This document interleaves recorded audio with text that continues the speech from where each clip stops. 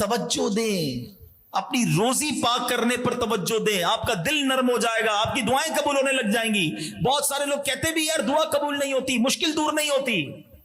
ایک بار حضرت موسیٰ کلیم اللہ علی نبینا علیہ الصلوۃ والسلام نے ایک شخص کو دیکھا، وہ رو رہا ہے، یا اللہ میری دعا قبول کر لے، یا اللہ، رو رہا ہے، گڑ گڑا رہا ہے۔ حضرت موسیٰ علیہ السلام نے اللہ کی بارگاہ میں عرض کی، آپ تو کلیم اللہ تھے نا، آپ نے کہا یا اللہ یہ بندہ اتنا رو رہا ہے، تجھے اتنا دل سے پکار رہا ہے، اس کی دعا قبول فرما لے۔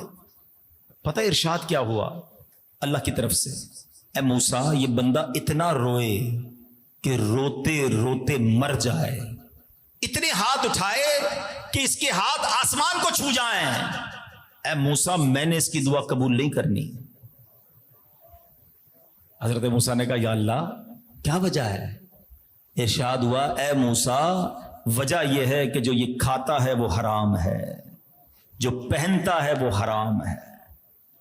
ہم غلط ٹریک پہ چلے گئے، ہمیں یہ پتہ ہی نہیں ہے کہ حرام روزی ہمیں کتنی پرابلمز میں ڈال رہی ہے۔ جھوٹ بول کر کاروبار کیا جا رہا ہے، جھوٹی قسمیں کھا کے کاروبار کیا جا رہا ہے، دھوکہ دے کر کاروبار کیا جا رہا ہے۔ مال خریدتے وقت ہم اور ہوتے ہیں، مال بیچتے وقت ہم اور ہوتے ہیں۔ جو کاروبار کرتا ہے اس کو پیسوں کی فکر نہیں کہ کیسے لینا ہے، حلال ہے یا حرام ہے، رشوت ہے یا سود ہے، پیسے ہونے چاہیے۔ اور اسی طرح نوکری کرنے والا سمجھتا ہے کہ میں تو کاروبار کرتا ہی نہیں، میں کہاں سے حرام کماؤں گا۔ جو نوکری کرتا ہے اس کو پورا وقت دینا ہوگا۔ جھوٹی حاضریاں لگانے والا حرام نوکری کے پیسے کما رہا ہے۔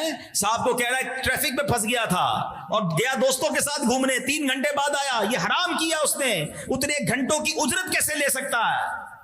جس دن یہ خیال آپ کے دل میں بیٹھ گیا نا کہ مجھے 1 روپیہ بھی حرام کا نہیں چاہیے، پھر دیکھو تمہاری مشکلیں کیسے حل ہوتی ہیں، پرابلمز کیسے سالو ہوتی ہیں، تمہاری دعائیں کیسے قبول ہونا شروع ہو جاتی ہیں۔ مسئلہ یہ ہے کہ آج کسی چیز کی فکر ہی نہیں ہے کہ میرے ہاتھ میں جو پیسہ آ رہا ہے یہ حلال ہے یا حرام ہے۔ امیر اہل سنت بڑا چپتا ہوا جملہ کبھی کبھی فرماتے ہیں، ایسی چوٹ کرتے ہیں، فرماتے ہیں یار کتا بھی جب کھاتا ہے نا تو پہلے سونگتا ہے کہ کہاں سے آیا، کیسا کھانا ہے، مگر ہم کھاتے ہوئے، ہم کماتے ہوئے، ہم پیسے لیتے ہوئے کیوں نہیں سوچتے یار کہیں یہ حرام تو نہیں؟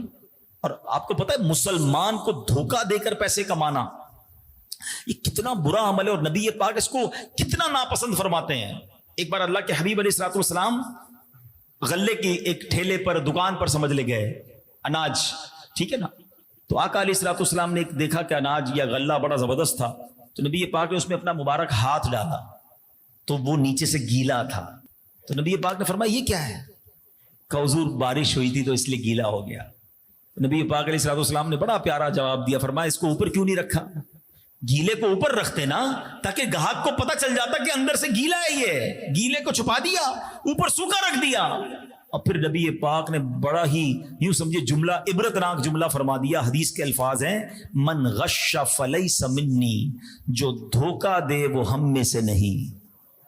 اب جس کو نبی پاک یہ فرما دے وہ مجھ سے نہیں، اب قیامت کے دن جھوٹ بول کر کام کرنے والا، قسمیں کر کے مال بیچنے والا، دھوکہ دینے والا جب جائے اور نبی پاک فرمائیں من غش فلیس منی، تم تو ہم میں سے ہو ہی نہیں، تم تو دھوکے دینے والے تھے، اس وقت کیا کرو گے؟ شفاعت کس سے لوگے؟ دامن کس کا تھامو گے؟ جنت میں کس کے ساتھ جاؤ گے؟ پلیز خدا کے واسطے یہ ذہن بنا لیں۔ اچھا پھر لوگ اس کا عجیب عجیب جواب دیتے ہیں، یار مولانا صاحب بات تو آپ ٹھیک کر رہے ہیں، میں جھوٹ نہیں بولوں گا تو میری پوری مارکیٹ تو جھوٹ بولتی ہے، ان کا مال بک جائے گا میرا نہیں بکے گا، میں دھوکہ نہیں دوں گا، میں جناب میڈ ان چائنا کو میڈ ان فلاں نہیں کروں گا تو میڈ ان فلاں کو میڈ ان فلاں نہیں کروں گا تو میری دکان کیسے چلے گی، میں جھوٹ نہیں بولوں گا تو میرا مال کیسے بکے گا، ہماری تو پوری مارکیٹ ایسا کرتی ہے۔ تو پھر تمہارا ایمان کدھر گیا؟ اللہ پر بھروسہ کدھر گیا ہے؟ تمہیں یہ کیوں خیال آ رہا ہے کہ تم جھوٹ بولو گے تو رب روزی دے گا، اور جب تم سچ بولو گے تو وہ روزی بند کر دے گا؟ وہ تمہیں غیب کے خزانوں سے دے گا، وہ تمہیں اور عطا کرے گا۔ آپ اپنی مارکیٹ کا سروے کر لو، جھوٹ بولنے والوں کا کتنا مال بکتا ہے اور سچ بولنے والے کا کتنا مال بکتا ہے۔ لوگ مہنگا بیچتے ہیں لیکن یہ لوگ ان کے پاس جا کر خریدتے کہ یار یہ مہنگا دیتا ہے لیکن 1 نمبر مال دیتا ہے، یہ جھوٹ نہیں بولتا، یہ ملاوٹ نہیں کرتا، یہ دھوکہ نہیں دیتا۔ ارے تم اللہ پر بھروسہ کرو نا، ہم یہ کیوں ہمت ہار جاتے ہیں کہ نہیں جناب 2 نمبری سے ہی پیسے کمائے جا سکتے ہیں۔